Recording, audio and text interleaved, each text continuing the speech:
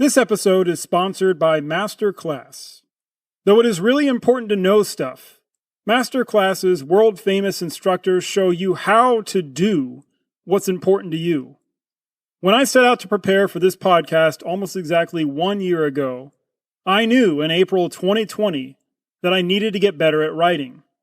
That's where one of my favorite authors, Malcolm Gladwell, came in. Masterclass makes it possible for me and others wanting to improve their writing to take a class from Malcolm Gladwell on writing at our own pace. You can watch, and in many cases listen to awesome instructors like Malcolm Gladwell teach you how to do what's important to you. You want to be a better cook? Gordon Ramsay teaches you how on the Masterclass platform. You want to learn how to act?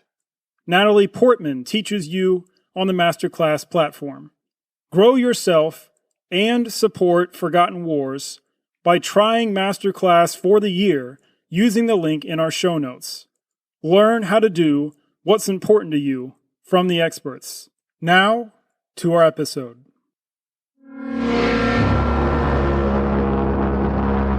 This is Forgotten Wars. So to reach a peaceful settlement, Milner and Kruger eventually found themselves at a more neutral site, the Orange Free State capital of Bloemfontein. Weeks prior to this Bloemfontein conference, many Cape and Orange Free State leaders tried secretly to convince Kruger to make necessary reforms to avoid war. These leaders included Afrikaner Bond leader Jan Hofmeyr, Cape Colony Prime Minister W.P. Schreiner, Cape Colony Treasurer General John Merriman, and even Orange Free State President Martinus Steyn, as well as Abraham Fisher. But none of them could get through to Kruger.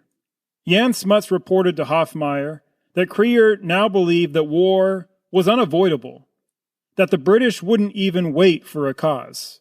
Smuts thought the British would seek justification before the war, but shared Kruger's confidence in the case that war did come in the nearly 200-page A Century of Wrong book that Smuts wrote and published with Francis William Wrights months later.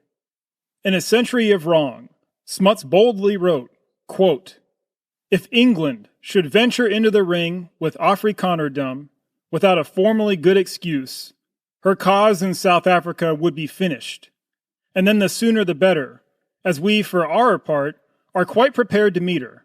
Our people throughout South Africa must be baptized with the baptism of blood and fire before they can be admitted among the other great peoples of the world. Of the outcome, I have no doubt. Either we shall be exterminated or we shall fight our way out. And when I think of the great fighting qualities that our people possess, I cannot see why we should be exterminated." End quote. Under the British flag, you will have everything you desire, but that flag will continue to fly over the land. Over the land, maybe. Over the people, never. You will see me in the field, fighting for our independence, long after you and your party who make war with your mouths have fled the country. I don't think the Boers will have a chance. Disarm your blacks, active part of a white man in a white man's war. Civilized war is awful. So last episode, I alluded to someone who there is a lot to say about. I will try to keep this short and to the point. We will start with the facts, and then some rare, explicit editorializing by me. According to his Casemate Publishers website on this day of February 11th, 2021, Chris Ash has worked in oil and mineral exploration in Africa and the Middle East since a brief and undistinguished dalliance with the British Army. But Chris Ash has made the time to write several books about wars and people related to South African and British history. As an author, Ash aims hard for the politically incorrect lane. So as a rule, I'm always a little skeptical of these sorts of thinkers and authors. Why? Often, what is politically incorrect is incorrect, but really sensational and nice clickbait in our day and age. You can grab a lot of fortune and fame, or at least infamous name recognition, for spouting things that are politically incorrect. Gavin Menzies' book 1421, The Year China Discovered America, is a perfect case in point. Menzies makes the sensational case, explicitly stated in his book title, and takes full advantage of A, the fact that the historical establishment has been ridiculously Eurocentric for centuries, and B, the fact that the historical establishment rejects the assertion that the Chinese discovered the Americas in 1421. His book became a New York Times bestseller, but his case for China does not hold up under close historical scrutiny. His conjecture and his unwitting or cynical misuse of sources have been exposed elsewhere. Now, before I get back to our man Chris Ashe, let me be emphatic. I am not a historian. I have my master's in European history. I've read at least a couple dozen books related to these Boer Wars and South African history. I've read scores and scores of journal articles about these wars and the South African region. But what all that makes me is an enthusiastic novice. I've been building these episodes on the shoulders of giants, on the shoulders of people who have read hundreds of books, have poured through hundreds of often dull meeting notes, diaries, letters, company documents, and other primary sources, and have chosen to devote decades of their lives full time to the study of this history. So when I say take Chris Ashe's work with a huge grain of salt, that could easily sound like hypocrisy that is both blind and ironic. But hear me out. Of the books and articles I've read on the Boer Wars and South African history, no one has written with such disrespect and perhaps contempt about respected historians in this field. Not even Thomas Pakenham, who can be emotive to a fault in his book on the Second Boer War, not even he comes close. When Ashe disagrees with respected historians like Ian Smith, Bill Nasson, or Franz Johann Pretorius, Ashe takes an irreverent blowtorch to them. At times, this blowtorch is fueled by misinformation and cynicism. When Ashe disagrees with Nasson on how the British estimated cost for the Second Boer War before the war commenced, Ashe takes a little ambiguity and runs with it. For example, on page 90 of Nasson's The Boer War, The War for South Africa, Nasson cites a variety of estimates that the British Cabinet and the British Treasury had for the cost and the troops that the British would need to defeat the wars. The numbers are not meant to be consistent because they came from different sources. So when Ashe sees that the numbers don't add up, Ashe assumes that Nasson just can't do math and says, quote, "It doesn't take a rocket scientist to know that Nasson's financials don't quite add up," end quote. But these financials were not Nasson's. Ashe's love for the British bleeds into his book, Kruger's War. Love for either the British Empire or the Boer republics is not exactly what you want bleeding into historical writing. We should obviously want historical writing that strives to find the facts and present them in the truest possible light. If you want to see a full, biting review of Ashe's work, see Professor Franz Johann Pretorius's article, What Hides Beneath This Scots Kilt, a prejudicial petticoat that hangs out very visibly, in the Afrikaans daily newspaper in the Bild. I say all this because I thought you deserved better. I thought you deserved better than me just saying, don't read Ashe, or take Ashe with a grain of salt. All of that said, there are many points where Ashe's claims are consistent with the respected historical consensus. If I dare say, I think I've read enough to know what that consensus is. There are many points where Ashe writes in very intentional, bombastic opposition to that consensus. There are even a couple points of divergence where I, at least at this moment, agree with Ash. This pains me a little to say, since Ash is a jerk, a brawler. Whenever I cite anything from Ash that diverges from the respected consensus, I will make it very clear to you that the diverging viewpoint is from Ash. What I want to avoid is the dangerous and often unwitting mistake that many media outlets make when they set their consumers up for the fallacy of false equivalency. Anyone who consumes media where both sides are presented have probably seen this at least once. The probably true and most credible view is presented, but then, in pursuit of fairness or balance, an advocate for the other side of an argument is found, even if that advocate's case is far less informed, far less logical, far less honest, or even patently ridiculous. Here at Forgotten Wars, if I present an opposing view that I think is far less credible, I'll do my best to clearly take a historical sledgehammer to it. So with all that said about Ash, I want to point out an area where he clashes with the scholarly consensus. There is one respect where I agree with him, and another where I don't know enough to comment. Let's quickly address the area I have the least to comment on. In Chapter 3 of his book, Kruger's War, Ash makes the case that it was not the British who had long-term plans to forcibly federate all of South Africa so much as the Afrikaner Bond Party. The Afrikaner Bond Party we touched on in Episode 7, and its sympathizers, men like Kruger, Jan Smuts, Transvaal State Secretary Francis William Wrights, and Free State President Martinus Steyn, were who Ash claims were doing the most plotting. Ash even contends that Kruger, quote, had been actively planning for an offensive war against the British as far back as 1887, end quote. None of my other sources make these claims, so I can't help looking on those claims of Ash with a lot of skepticism.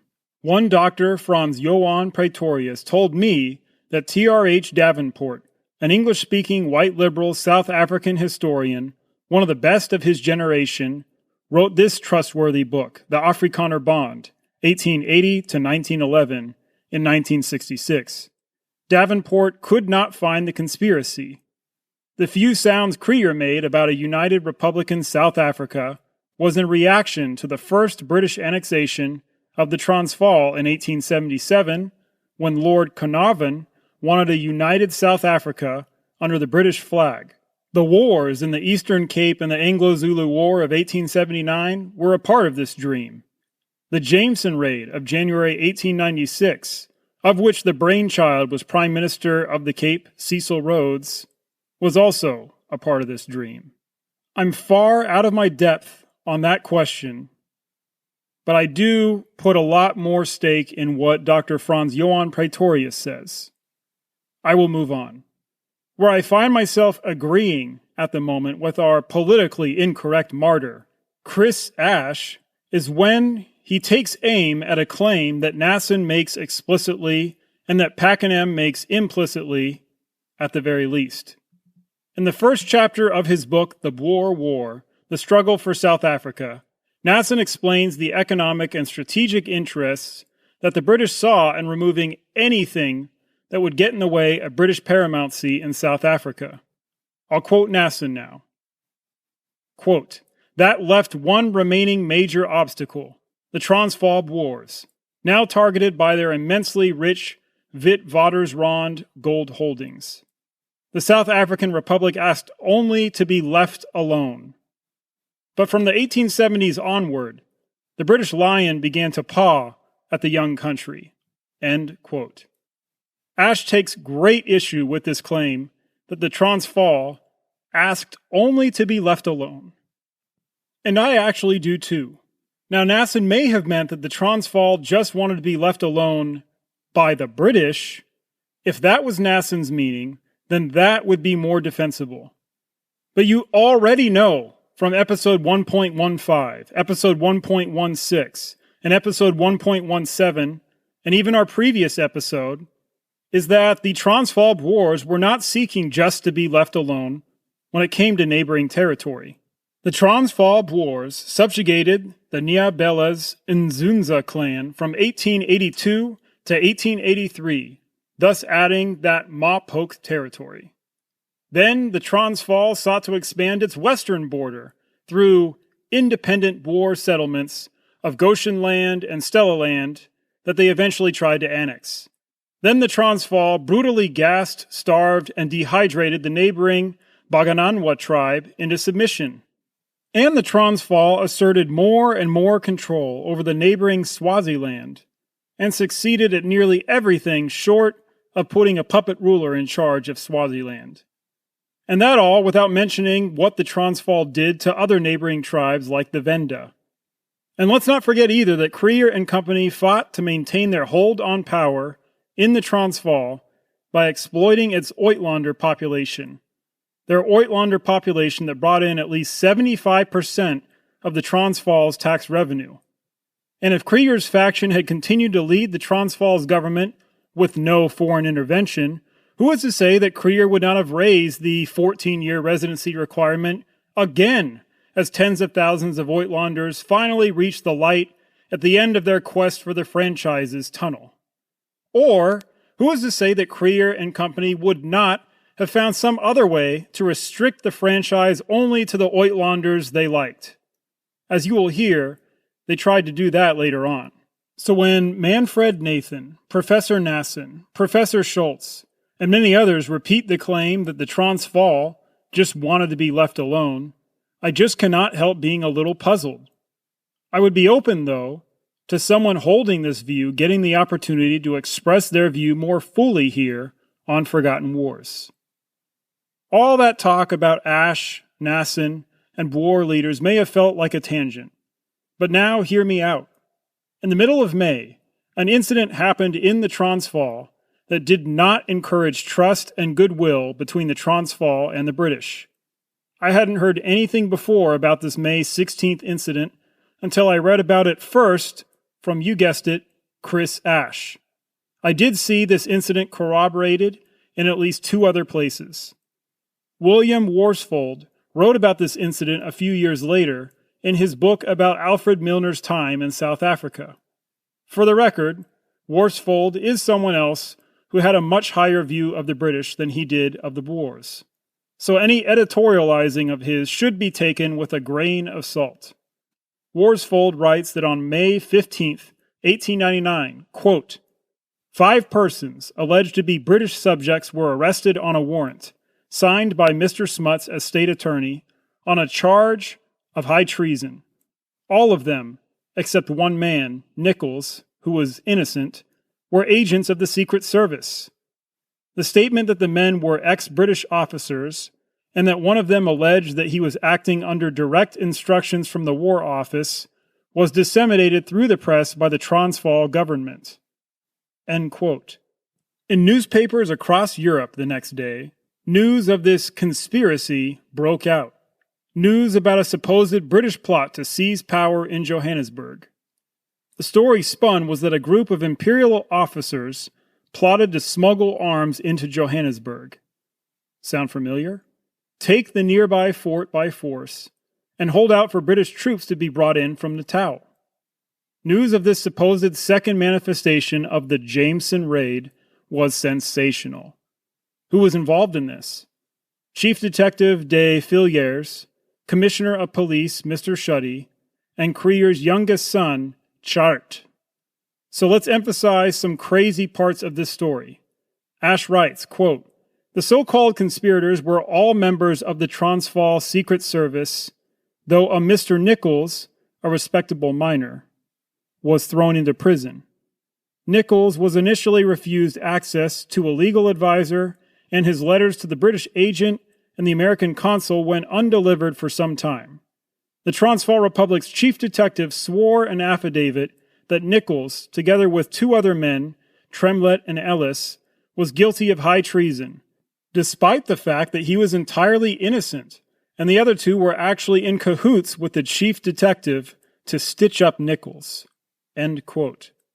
This all happened just before Milner and Kruger met at Bloemfontein to discuss proposals to ensure enduring peace between the Transvaal and the British. We will leave Mr. Nichols in prison for now, but we will come back to him because his treatment probably contributed to Milner's attitude at the Bloemfontein conference. If you would like to help keep Forgotten Wars producing and growing, would you do at least 2 of 3 things? First, would you share a link to the podcast with someone you think might enjoy it? Second, if you're listening on Spotify, Google Podcasts, or other providers, will you make sure to like or follow our podcast? If you're listening on Apple Podcasts, would you give us a 5-star rating and write a thoughtful review there?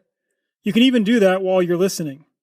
Lastly, if you want more from the show, bonus episodes, behind-the-mic access, transcripts and sources, and much more, and you want to support the show, check out our Patreon page at patreon.com/ForgottenWars. That is patreon.com/ForgottenWars. The link is also in this episode's notes. Thanks to those of you who have done one of these things already. Know that you're appreciated. Now, back to our episode.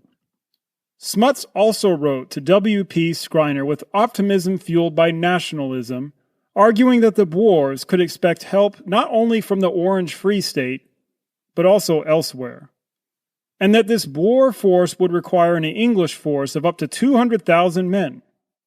Wouldn't England be putting herself at risk from other enemies around the world? Smuts asked. But Hofmeyr replied to Smuts saying that the Transvaal could not expect Cape Afrikaners to rush en masse to support the Transvaal. And Hofmeyr also mentioned that most Cape Afrikaners didn't know how to shoot anyway. In preparation for the Bloemfontein conference, Milner honed in on 3 issues that would ensure or scuttle a peace settlement. First, changing the Transvaal's oath of allegiance.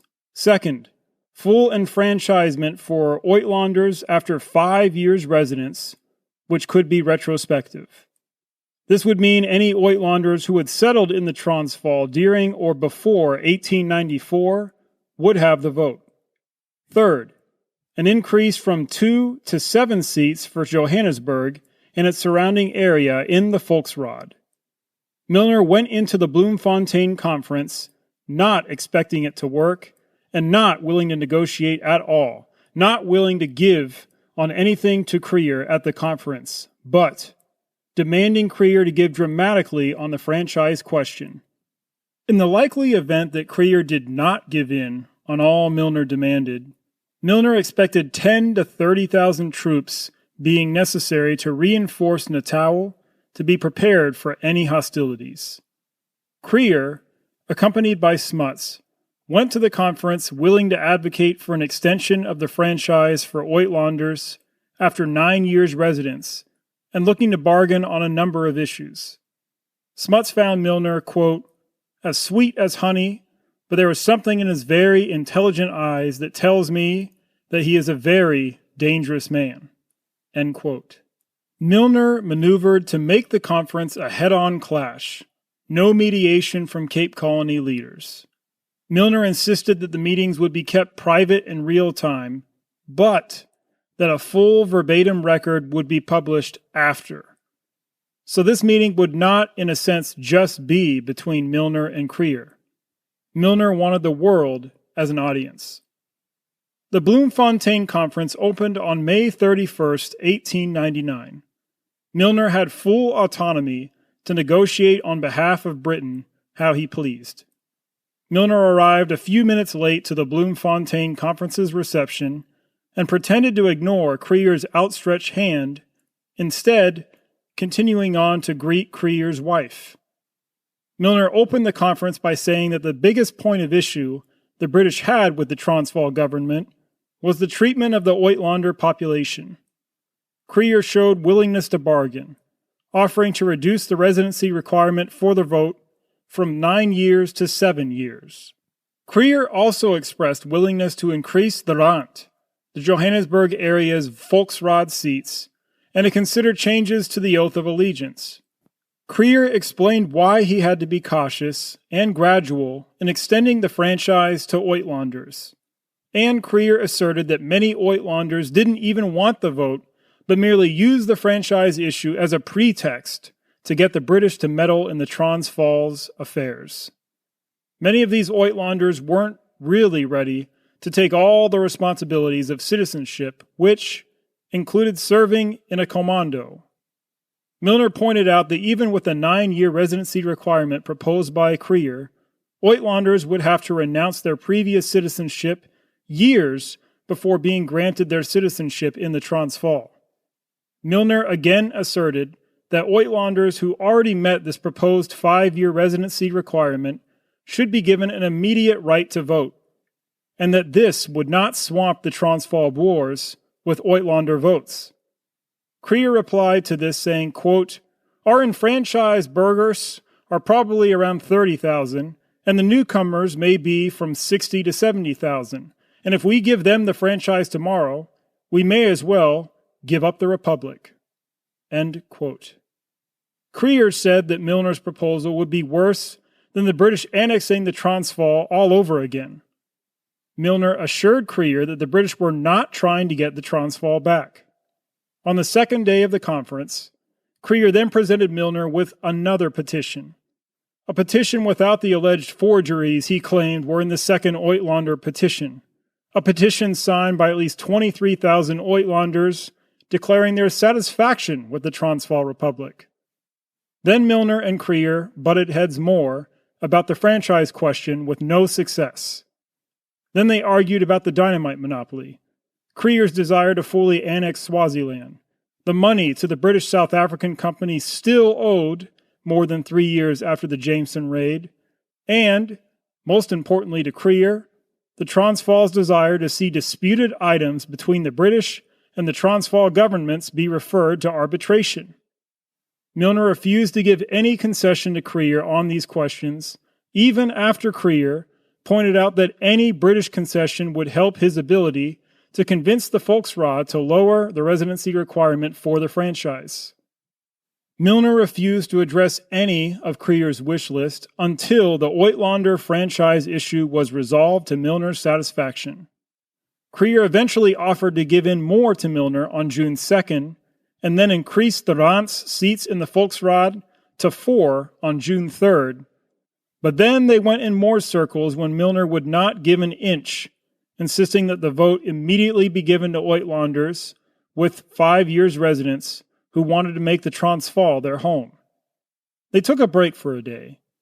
President Kruger brought Schalk Burger, A.D. Volmerans, and Jan Smuts to his conference. He also sought President Steyn and Abraham Fisher's input. Smuts and Fisher urged Kruger to accept Milner's 5-year retrospective franchise proposal. Steyn also thought the 5-year retrospective franchise proposal to be reasonable. Schalk Burger and A.D. Volmerans backed a petition signed by no small number of burghers urging Kruger not to give in on this 5-year proposal. During that one-day break from the conference, Kruger notified Milner that he was willing to increase the Rand's representation in the Volksraad from 2 to 5. Kruger also said he was willing to grant the franchise after 7 years residence. 7 years with lots of complicated strings attached that would likely make the requirement more than 7 years in reality. But Kruger said he would concede no more than this. Milner believed the conference would not succeed and sought to wrap it up quickly. He communicated his pessimism to Chamberlain, who urged Milner to not break off negotiations too quickly and urged Milner to bring other issues into negotiations to help achieve concessions from Kruger. This is what Kruger had been asking, but this message from Chamberlain arrived too late. When Milner and Kruger met again on Monday, June 5th, Milner remained resolute in demanding the 5-year retrospective franchise for Uitlanders. Kruger declared, quote, "It is my country that you want. It is our independence you are taking away. I understand from His Excellency's arguments that if I do not give the whole management of my country and government to strangers, there is nothing to be done. I am not ready to hand over my country to strangers." End quote. Some would say that Kruger made this remark with tears in his eyes. Others argue that Kruger would have been more truthful, saying, "It is my regime's control over my country that you want." Milner again voiced disagreement that the Transvaal Boers would be overwhelmed by accepting this franchise proposal. Milner refused over and over and over again to even throw Kruger a bone, to give Kruger any concessions on issues that Kruger wanted concessions on, to throw Kruger a bone that would enable Kruger to sell any more concessions on the Uitlander franchise issue to his Volksraad. Milner ended the conference on June 5th. Milner entered the conference demanding Kruger to capitulate, but really not expecting Kruger to capitulate. Now, we are going to go back to Mr. Nichols, who was being charged with high treason for reportedly being caught up in a plot the Transvaal government said was another Jameson raid-like plot to overthrow the Transvaal. Or at least that's what the Kruger regime wanted the world to think. Mr. Nichols faced many irregularities in his trial. The Transvaal government pressured Conyngham Green, the acting British agent in Pretoria, to keep details of the Nichols case quiet. Instead of keeping the case quiet, Green appointed Mr. Duxbury, a very capable lawyer, to defend Mr. Nichols.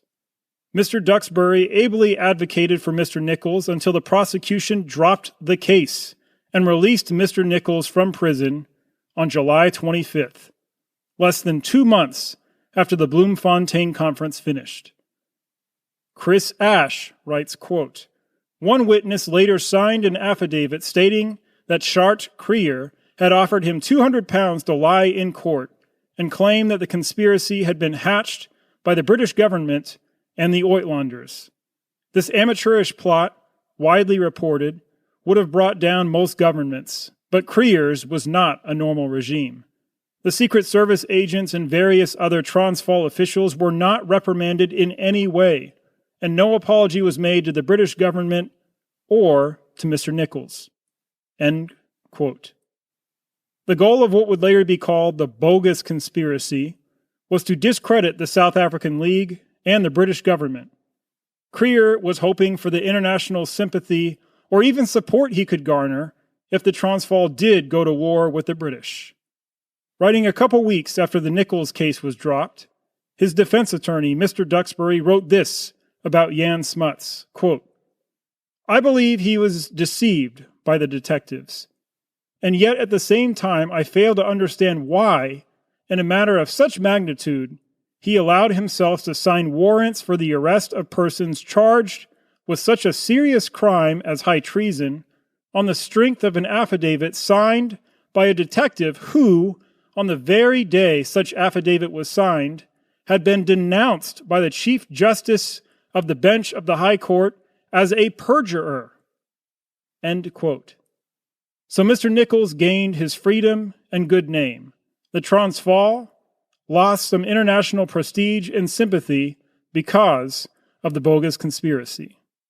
While this bogus conspiracy was being exposed for what it was, and shortly after the Bloemfontein conference failed, President Steyn of their Boer sister republic placed a large order for ammunition and firearms, just in case peace was really out of reach. But Jan Smuts and Kruger did not give up on peace yet. Kruger went ahead and proposed a new franchise law to the Volksraad that would increase the Rand region's seats in the Volksraad from 2 to 5, and would have made it easier for Uitlanders loyal to the Transvaal to get the franchise. Back in Britain, the Salisbury cabinet elected to wait and allow other South African leaders to pressure Kruger into further reforms. However, the release of Milner's inflammatory Hellet dispatch and of the British government's response to the Second Uitlander petition made many in South Africa increasingly despondent about the prospects of peace. Further bombastic remarks by Chamberlain didn't help either, but South African leaders and Smuts' voice of reason did convince the Transvaal Volksraad to add 4 new seats from the Rand, without adding 15 new seats from exclusively Boer regions. Smuts authored and helped secure the passage of an extremely complicated franchise law that could give the franchise to Uitlanders after 7 years' residence. Cape Prime Minister W.P. Schreiner thought these new franchise laws should secure a peaceful settlement.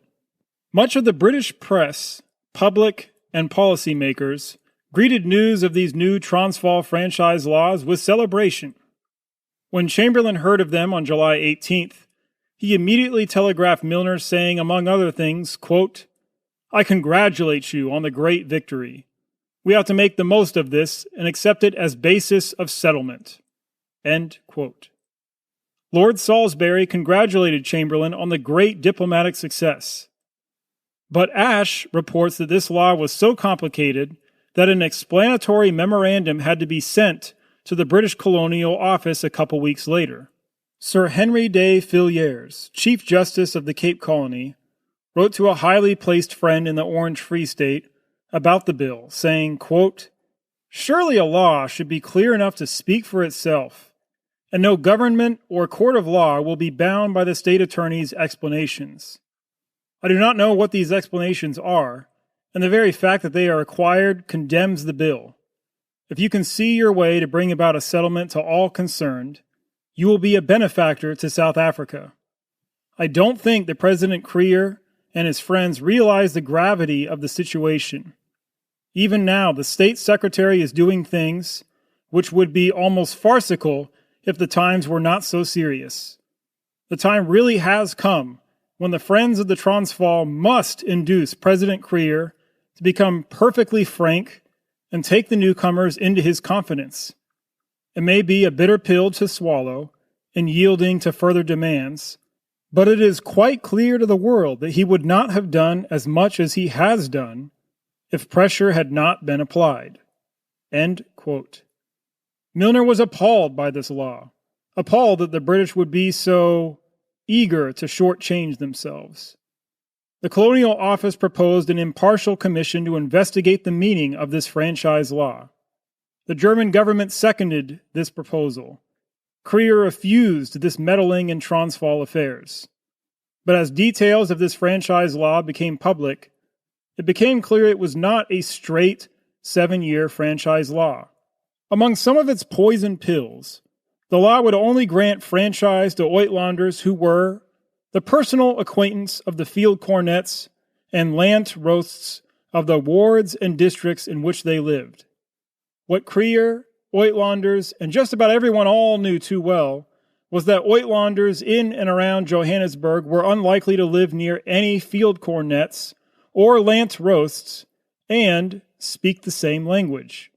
On top of these bad faith requirements, the Uitlanders who met the aforementioned requirements still had to produce proof of good behavior, such as will satisfy the state attorney. This would enable the Kruger administration to only allow Uitlanders who showed loyalty to Kruger to have the vote. So Milner worked successfully to get the British government to support him in demanding what he had demanded all along: a 5-year retrospective franchise after 5 years' residence for Uitlanders. Milner and Kruger continued to clash over how quickly Uitlanders could be incorporated as voters. Milner maintained in negotiations that his franchise proposals would not swamp the Transvaal with foreign influence.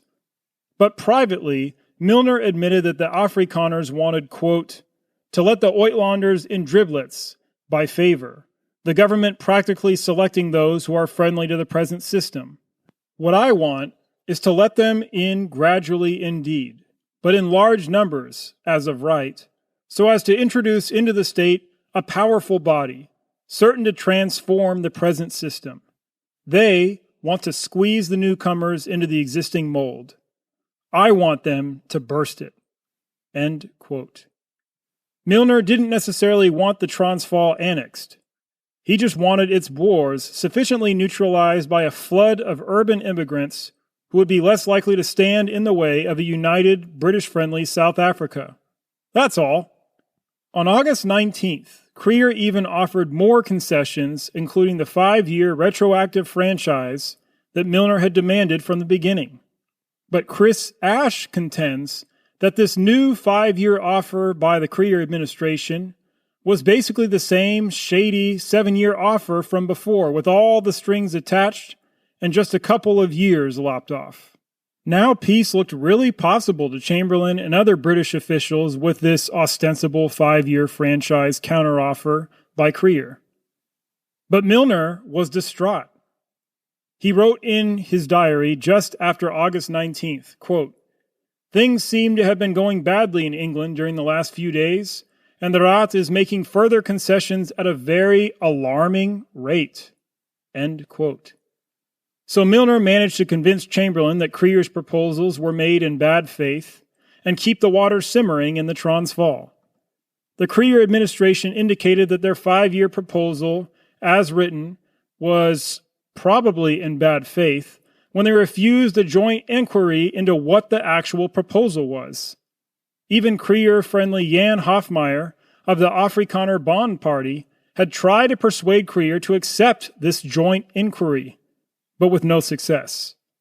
The British Colonial Office was offering to even make some concessions to make Milner's 5-year franchise more palatable to Kruger, to help Kruger save face with the Volksraad. But the Kruger administration continued to make and withdraw proposals, many of them intentionally shadowy. The Werner, Beit, and Fitzpatrick Mining House clamored secretly with Milner for war, and knew that sending a large contingent of British troops would stir the Boers they knew to war. Ian Smith does argue, though, that there was not a united conspiracy between other mining magnates to bring on war. He notes that their correspondence shows no evidence of a conspiracy, but instead trepidation. Their profits would be really hurt, at least in the short term. Milner ultimately convinced the British to send troops to the Transvaal as a show of force to make Kruger climb down again. Between May and October 1899, over 100,000 Europeans and about 100,000 Africans fled the Transvaal.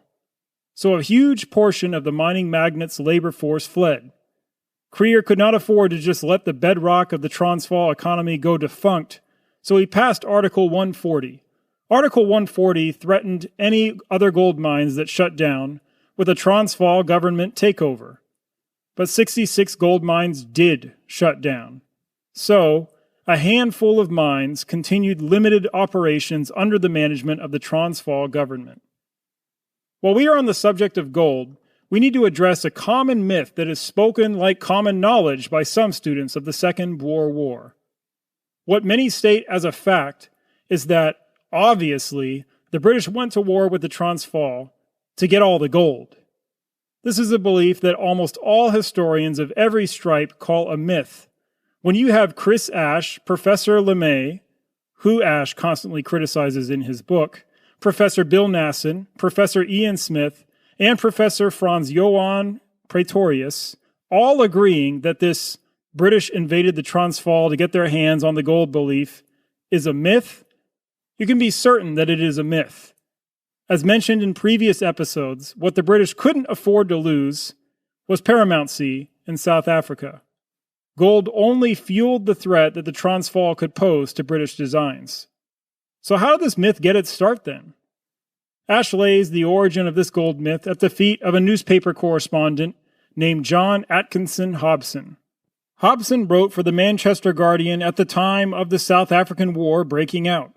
Just months into the war, Hobson wrote his book, The War in South Africa, Its Causes and Effects. In this book, Hobson blamed the war on capitalists, especially capitalists of a specific ethnic group. Any guesses? Yes, sadly some of you were right. Hobson blamed Jewish capitalists for pushing this mythical gold grab. When Hobson wasn't making his accusations as anti-Semitic, he was claiming that the British waged the war to, quote, place a small international oligarchy of mine owners and speculators in power in Pretoria. None of these Hobson claims proved true after the final soldier died in this war. Historian Ian Smith closes his book, The Origins of the South African War, by underlining some of his main conclusions. One conclusion stands in stark difference to claims of one of the earlier authors we cited. Smith wrote, quote, "The threat of a Transvaal-dominated United South Africa of Afrikanerdom was a myth that still lacks evidence. Even Balfour admitted as much. Belief in this myth was strong and helped start the war. Ancient Greek historian Thucydides wrote about the Peloponnesian War, saying, quote, "What made war inevitable was the growth of Athenian power and the fear this caused in Sparta." End quote. Smith also concluded that the war to establish British supremacy did more than anything to fire up Afrikaner nationalism, which would eventually assert dominance later in the 20th century. Also, U.S., German, and other foreign business interests openly supported a British takeover of the Transvaal, hoping to see the nation open to more investment and free trade. The British cabinet and Prime Minister, not just Chamberlain and Milner, eventually pushed for a confrontation with the Transvaal, not so much to take the Transvaal's territory, but more so to take control of the Transvaal government.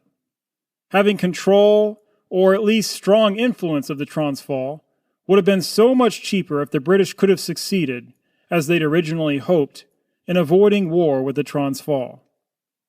So let me repeat something to help us wrap up our stories today. Milner did convince the British to send troops to South Africa, at least ostensibly, to get Kruger to swallow Milner's demands to properly enfranchise the Uitlanders. Milner would write this to Lord Roberts, General of British troops in South Africa, on June 6, 1900, about 8 months into the war. Quote, "I precipitated the crisis which was inevitable before it was too late.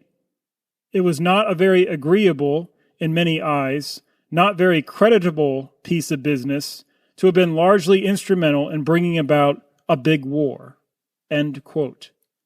Before war was underway, Werner, of the Werner, Bites, and Fitzpatrick Mining House, wrote with satisfaction that the Transvaal status quo was finally over.